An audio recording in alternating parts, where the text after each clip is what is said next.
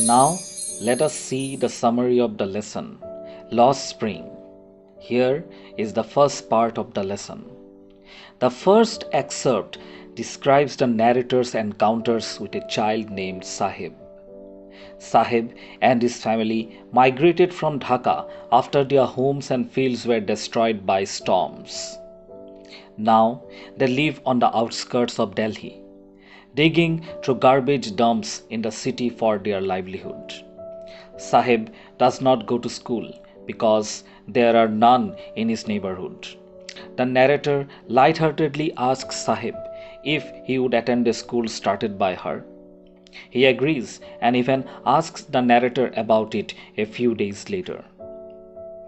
She realizes that she had made a promise she had not really meant to keep and recognizes with embarrassment that for children like Sahib, such broken promises are common.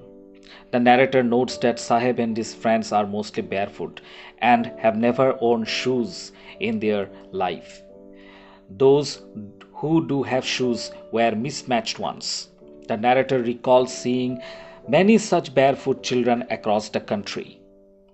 She recollects people explaining this away as tradition and wonders if this is just an excuse to hide how widespread poverty is.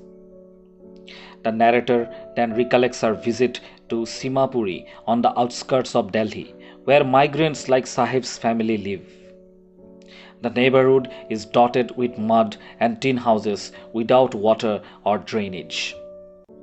The residents there have no identity papers except ration cards which enable them to get food.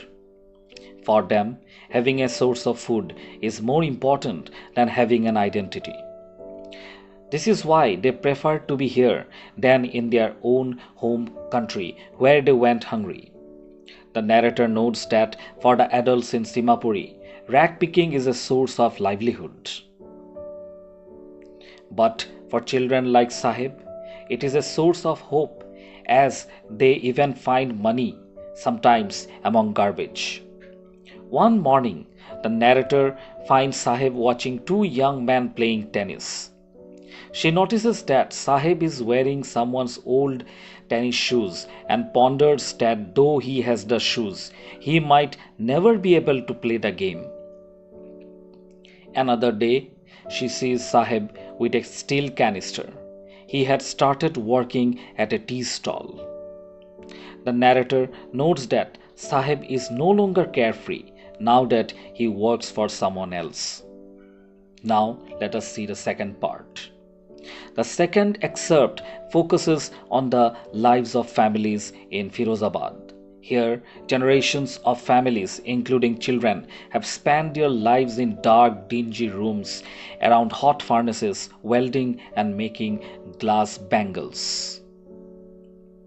The narrator introduces Mukesh, who belongs to one such family, but whose ambition is to become a motor mechanic.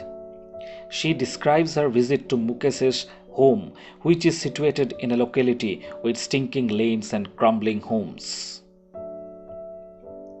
Mukesh's family is extremely impoverished, despite years of hard labor by Mukesh's father. Mukesh's grandmother implies that they will never escape this, as it is a family profession that they have been carrying on for many generations.